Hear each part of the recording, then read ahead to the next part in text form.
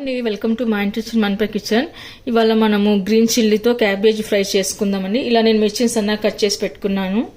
Stove on చేసుకుని కడాయి పెట్టుకొని 2 table spoon oil వేసుకున్నాను. అందులో కొద్దిగా మినపగుళ్ళు కూడా వేసుకుందాము. అలాగే కొద్దిగా పచ్చి శనగపప్పు కూడా వేసుకుందాము. అలాగే ఇప్పుడు కొద్దిగా జీలకర్ర కూడా వేసుకుందాము. ఆ తర్వాత ఇప్పుడు సన్నగా కట్ చేసి పెట్టుకున్న ఆనియన్ కూడా వేసుకుందాము. ఆ తర్వాత కచ్చాపచ్చ దంచి పెట్టుకున్న 2 వెల్లుల్లి రెబ్బలు కూడా వేసుకుందాము.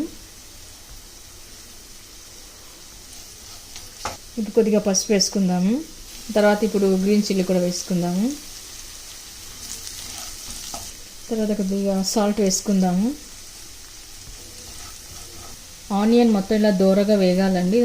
అలా వేగిన తర్వాత మనం కట్ చేసి పెట్టుకున్న క్యాబేజీని వేసుకుందాము.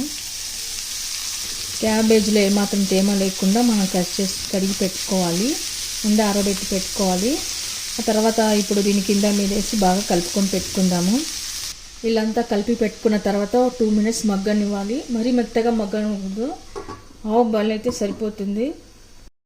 క్యాబేజీ మూత తీసిన మధ్య మధ్య మనం కలుపుతూ ఉండాలి, అడుగంటకుండా కలుపుకోవాలి. ఆ తర్వాత ఇప్పుడు కొద్దిగా సాల్ట్ వేసుకుందాం. ఇందాక వేసుకున్నాం కదా, ఇప్పుడు చూసి వేసుకుందాము.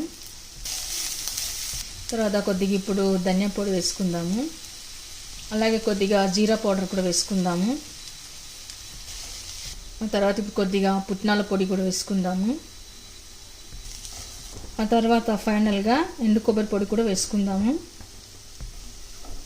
ఇప్పుడు చివరన కొత్తిమీర వేసి గార్నిష్ చేసుకుందాము. క్యాబేజ్ ఫ్రై రెడీ అయిందండి. ఇప్పుడు సర్వింగ్ బౌల్లోకి తీసుకుందాము అండి. ఎన్నో పోషకాలు ఉన్న cabbage green chilli fry ready అయిపోయింది. ఈ ఫ్రై రైస్లోకి, రోట్లోకి, చపాతీలోకి అన్నిట్లోకి చాలా బాగుంటుంది. సైడ్ డిష్గా కూడా చాలా బాగుంటుంది. చూశారుగా, మీరు కూడా ఒకసారి ట్రై చేయండి. మీకు ఎలా కుదిరిందో కామెంట్స్లో పెట్టండి, లైక్ చేయండి, షేర్ చేయండి. తప్పకుండా మన ఛానల్ని సబ్స్క్రైబ్ చేయండి. Thank you for watching.